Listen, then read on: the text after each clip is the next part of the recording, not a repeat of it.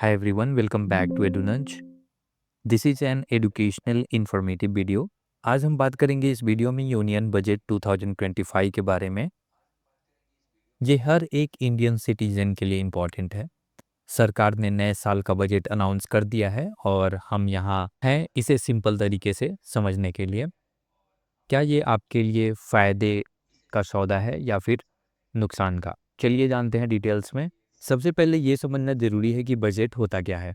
हर साल सरकार एक फाइनेंशियल प्लान प्रेजेंट करती है जिसमें ये बताया जाता है कि पैसे कैसे और कहाँ इन्वेस्ट करना है, कितना खर्च करना है और फिर देश को रेवेन्यू कैसे जनरेट करके देना है।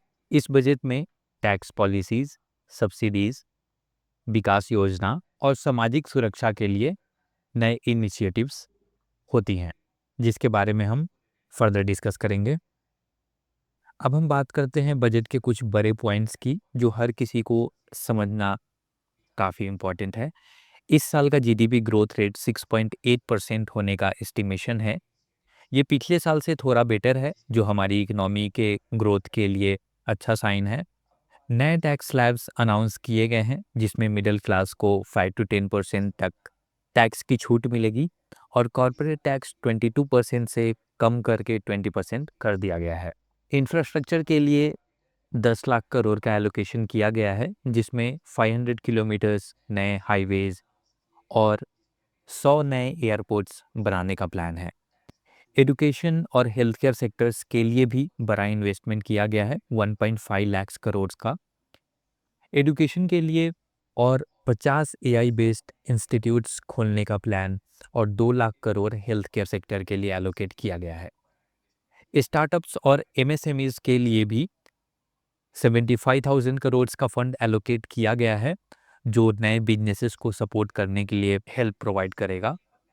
गवर्नमेंट ने डिजिटल इंडिया पुश के लिए 1.2 लाख करोड़ एलोकेट किया है, जो फिनटेक और डिजिटल ट्रांसफॉर्मेशन को सपोर्ट करेगा। एग्रीकल्चर सेक्टर के लिए 3 लाख करोड़ का पैकेज अनाउंस किया गया है, जिसमें फार्मर्स के लिए 20% ज़्यादा सब्सिडीज़ का अनाउंसमेंट है और जो लोग इन्वायरमेंट और रिन्यूएबल एनर्जी को लेकर कंसर्न हैं, उनके लिए 5 लाख करोड़ का बजट सोलर और ईवी प्रोजेक्ट्स के लिए रखा गया है।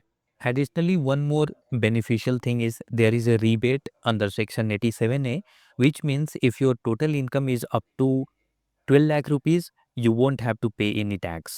अब हम बात करते हैं बजट के कुछ फ़ायदों की, जो आम आदमी, बिजनेसेस और इकोनॉमी को पॉजिटिवली इम्पैक्ट करेगा। इंफ्रा और जॉब्स ग्रोथ के लिए बहुत ही बड़ा यहाँ पे स्टेप लिया गया है। 5 सालों में 2 करोड़ नए जॉब्स क्रिएट होने का एस्टिमेशन है। एमएसएमईज और स्टार्टअप्स के लिए सरकार ने लोन इंटरेस्ट 6% तक कम कर दिया है, जो नए एंटरप्रेन्योर्स के लिए अच्छा होगा।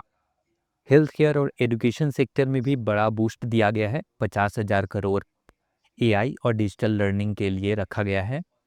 ग्रीन एनर्जी और सस्टेनेबिलिटी पर फोकस करके 1 lakh crore renewable energy projects के लिए एलोकेट किया गया है। हर बजट के फायदे होते हैं, लेकिन कुछ निगेटिव पॉइंट्स भी होते हैं। चलिए देखते हैं कि इस बजट में क्या चैलेंजेस हो सकते हैं। फिस्कल डेफिसिट बढ़ने का रिस्क है। इस बार का फिस्कल डेफिसिट 12 लाख करोड़ तक पहुंच सकता है, जो जीडीपी का 6.2% है।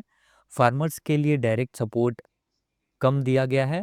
एमएसपी पे कोई नए अनाउंसमेंट नहीं हुए हैं, जो किसानों के लिए एक कंसर्न हो सकता है। महंगाई बढ़ने का रिस्क, गवर्नमेंट के एक्सपेंडिचर्स बढ़ने से 4.5% तक इन्फ्लेशन बढ़ने का अंदेशा है, जो आम लोगों के बजट को अफेक्ट कर सकता है। लोअर इनकम ग्रुप्स को कम रिलीफ दिया गया है। राशन और सब्सिडीज पर 30,000 करोड़ का कट किया गया है, जो गरीब लोगों के लिए एक बड़ा इशू हो सकता है। अब सबसे बड़ा सवाल ये है कि बजट आम आदमी और देश की इकोनॉमी को कैसे अफेक्ट करेगा।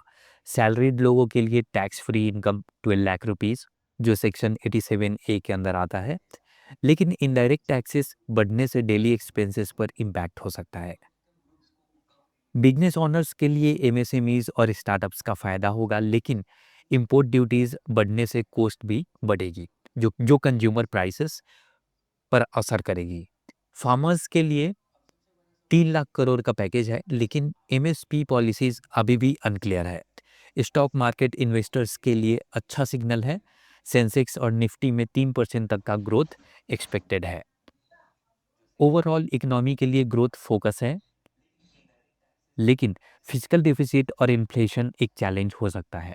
तो ये था हमारा यूनियन बजट 2025 का समरी। ये बजट अपॉर्चुनिटीज़ और चैलेंजेस दोनों लेकर आया है। आपको क्या लगता है, क्या ये बजट आपके लिए बेनिफिशियल है? क्या इसमें और सुधार की ज़रूरत है? नीचे आप कमेंट सेक्शन में अपनी राय दे सकते हैं। अगर ये वीडियो आपको इन्फॉर्मेटिव लगी हो तो you can like, share and subscribe this channel, ताकि आपको और भी यूजफुल इकोनॉमिक इंसाइट्स मिल सके। Thank you for watching this video. Have a nice day.